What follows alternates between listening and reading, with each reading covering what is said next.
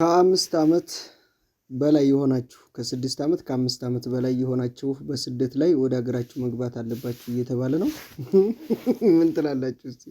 ማዳም ቤት 4 ዓመትና ከዛ በላይ የቆያችሁት ይሄ መልእክት ለእናንተ ነው። የተከበሩ የማዳም ቅመሞች፣ ሰው አይናፍቃችሁም፣ ቤተሰብ አይናፍቃችሁም፣ ባል አይናፍቃችሁም፣ ትዳር አያስፈልጋችሁም፣ እረፍት አያስፈልጋችሁም። ታፍናችሁ ታሽጋችሁ 4 እና 5 ዓመት አንድ ቤት ምን ትሰራላችሁ? እዚህ ጋር ብዙ እህቶቻችን ስራ አጥቶ ተቸግሮናል። እናንተ ወጣ በሉና እረፍት አድርጋችሁ ቤተሰብም አየት አድርጋችሁ ተመለሱ። እዚህ ጋር የተቸገሩ የተጎዱ እህቶቻችን ገብተው ይስሩ። አብረን እንብላ፣ አብረን እንስራ። ምንድነው አንድ ቤት መታፈን መታሸግ? ለቀቅ ያረጋችሁ የማዳም ቅመሞች መልካም ጉዞ። የማዳም ጸባይ ማሻአላ ነው። ቤቱ ተመችቶኛል። እንደግን ይቀልልም ያዙ ልቀቁኝ። ምን ማለት ነው? የማዳም ቅመሞች የእናንተ ያመጣጥ እኮ ለ2 ዓመት ኮንትራት ነው እንጂ ለ8 ዓመት አይደለም። 8 ዓመት ማለት 96 ወር ነው። ወደ ቀን ሲቀየር ደግሞ 2880 ቀን ነው። አንድ ቤት ውስጥ 2880 ቀን መቀመጥ አይከብድም? 4 ጊዜ አይዲ ማሳደስ አይከብድም? ለፍቅረኛና ለፋሚሊ ቃል የገባችሁት 2 ዓመት ሰርታችሁ ለመመለስ ነው እንጂ 8 እና 10 ዓመት ከዛ በላይ ለመቆየት አይደለም። በምናችሁ አስባችሁ ነው የማዳም ቅመሞች? ሌሎቹ እኮ አዳዲስ የሚመጡት አሉ። ከማዳም ቤት በብዙ ነገር የጠፉት አሉ። እነሱ ገብተው ይስሩ። እናንተ 10 እና 20 ዓመት ይዛችሁ ታዲያ እነሱ ምን ይስሩ? ምን ይብሉ? ምን ይጠጡ? እንዴትስ ይኑሩ? እየተሳሰብን የማዳም ቅመሞች ምን ማለት ነው? ይሄ እኮ የፋዘር ውርስ አይደለም እኮ ሽቅል አድርጋችሁ መውረድ ነው እንጂ የምን ዲናር የምን ድራም ተመችቶኛል። እንዴት ነው ተመቻችሁ? አሰላሙ አለይኩም ወራህመቱላሂ ወበረካቱ። ሰላም ምርጦች፣ እንዴት ናችሁ? ሰላም ናችሁ? እንግዲህ እስከ 5 ዓመት የሰራችሁት ቤተሰብ አይናፈቃችሁም ወይ? ባል አይናፍቃችሁም ወይ? ፍቅር አትፈልጉም ወይ እያለ ነው እንግዲህ የሰው አስተያየት ነው። እስቲ እኔ ደግሞ የራሴን አስተያየት ልሰጥ ነው። አስተያየቱንም መልሶታል። እኛ የመዳም ቅመም ተመችቶናል እና ምንም ነገር ወይትም አንሄድም ብለው መልሰውለታል። ያው አይበቃችሁም እንዴ ያለ ነው። ሌሎቹ ይረዘቁ። ያው በጨዋታ መልኩ ነው ቲክቶክ ላይ ያወራው እና ምን ለማለት ፈልጌ ነው፣ ከ5 ዓመት እኮ ብዙ ነው። ግን 5 ዓመት ድረስ ምንም እንደማይሰራ ልንገራችሁ። ስደት ላይ ሆናችሁ እስከ 5 ዓመት እንዳውም ያለባችሁን አንዳንድ እዳ በቃ የሆነ ነገር ችግር ነው የምትዘጉት እንጂ ወደ ራሳችሁ የምትዞሩት ከ5 ዓመት በኋላ ነው። እንዳውም አንዳንዶቻችሁ 10 ዓመት ሊፈጅባችሁ ይችላል ወደ ራሳችሁ እስከምትመለሱ ማለት ነው። አለ አይደለ? ወደ ራሳችሁ እስከምትመለሱ ነገሩ ትንሽ ከበድ ሊል ይችላል። ወደ ራሳችሁ ስትመለሱ ደግሞ እቺ ቀረች እቺን ላሟላ እቺን ስትሉ ይቆርጣል፣ ቀኑ ይሮጣል። ወርን ይወልዳል፣ ዓመትን ይወልዳል። ብዙ ረጅም ዓመቶችን ለመቆየት ትበቃላችሁ ማለት ነው። እሱ ቤተሰብ ለመናፈቅ ዓመት አያስፈልግም። እሱ በወርም ይናፍቃል ሁሉም ነገርና ይሄ ልጁ ያመጣው ሐሳብ አልተስማማችሁም? አሪፍ ሐሳብ ነው ይመስለኛል። አሁን ያመጣው ቻሌንጃችሁን ሁላችሁም በዚህ መንገድ ብትጀምሩ ታሪክ ነው። ምክንያቱም ይሄን በጎን ማረግላችሁን ቪዲዮ እያያችሁ ከኔ ጋር የምትከታተሉት ማለት ነው በጣም ስለተመቸኝ ነውና ከሀገር ልትወጡ ስትዘጋጁ ምናምን አለ አይደለ? ቀበሌ ትሄዳላችሁ። የሆነ መጀመሪያ መታወቂያ ነው። መታወቂያችሁን ታስመታላችሁ። ከዛ በኋላ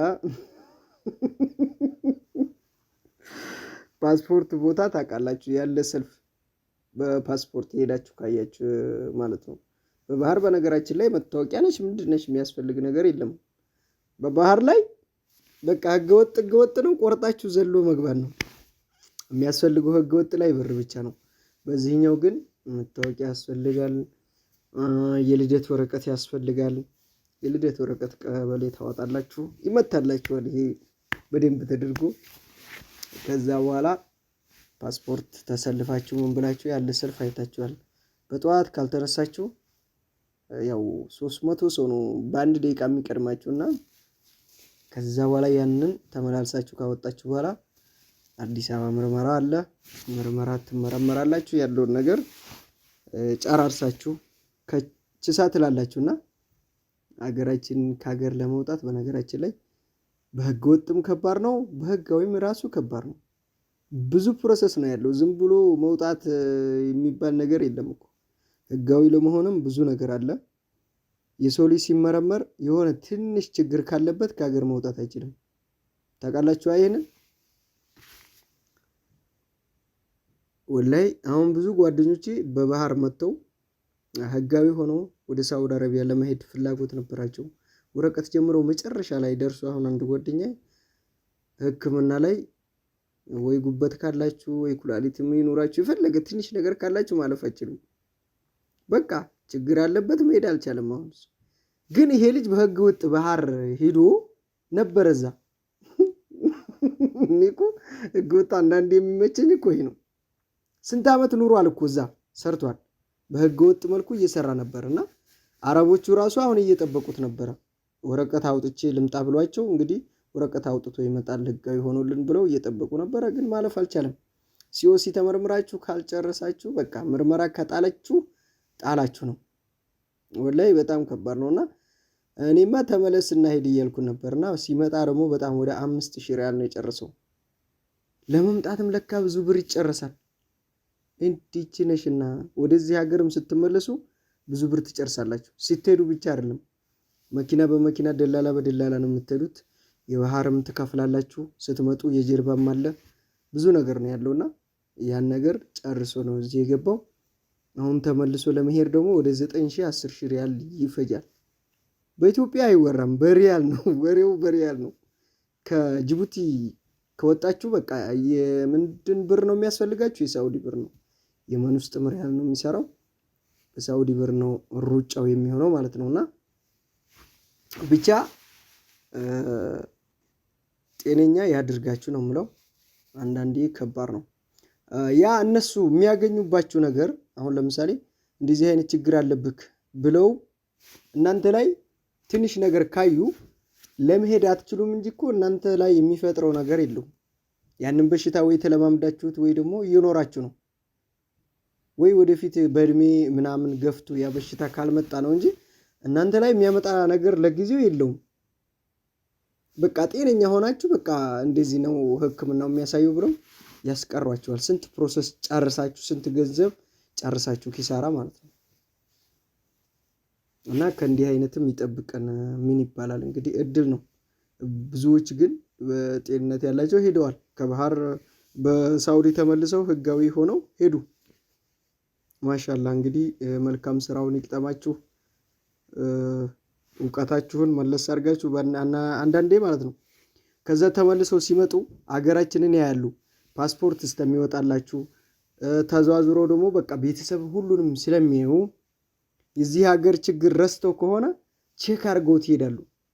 አገራችን ለካ አልተለወጠችም፣ ችግር አለ የለም የሚለውን ነገር አስታውሰውት ይሄዳሉ። እኔ ደስ ያለኝ ነገር ማለት ነው። እና አሁን አንድ ጓደኛዬ መጀመሪያም ግመል ነበር የሚጠብቀው። እዚህ መጥቶ ሲመጣ ማን ነው ኢቃማ አውጥቼ ከተማ ገባለሁ ነበር ያለኝ። እሱ ደውሉ እዛ ሆኖ በቃ እኔ መጥቼ ወረቀት ላወጣ ነው መኪና ይዤ ከተማ ነው የምገባው ነው ሹፌር ነው የምሆነው አለ። እዚህ ሀገሩን ሲያየው ከዛ በኋላ አሁን እዛው ግመሎቹ ጋር እየሰራ ነው።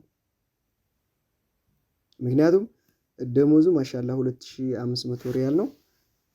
ይሄ ገንዘብ አይገኝም።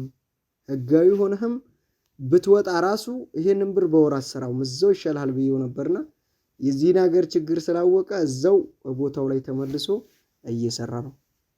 እንዴ በወር 100,000 ይልካል ማለት እኮ ነው ይሄ ሰውዬ። በዚህ ጊዜ አሁን 2500 ሪያል በወር 100,000 ካገኘ ሰው ልጅ አስባችኋል? በ10 ወር 1 ሚሊዮኑን ቁጭ ካረገ በአንድ አመት አሪፍ ነው። አቤት ጊዜ አቤት ጊዜ! እንዴ አሁን ቤት ይሰራል። የመሬ ነው። አሁን ቤት ህጋዊ ቤት ዝንጥ ያለ ቤት በ2 አመት ውስጥ ይሰራል። በዚህ ደሞዝ ማለት ነው። በ2 አመት በ3 አመት ውስጥ እና ማሻአላ ነውና አላህ ያበርታችሁ። በያላችሁበት ምንዛሬ ከናንተ ጋር እየጨመረ ነው። እዚህ ደግሞ ምንዛሬ እዛ ይጨምራል፣ ዶላሩ ይጨምራል፣ እዚህ እቃው ይጨምራል። ወይኔ ያ ሳትር ብላ ሰትረን ብሏልና ከባድ ነው። ብቻ አልহামዱሊላህ ብቻ መኖር ብዙ ያሳያል። ገና ብዙ እናያለን።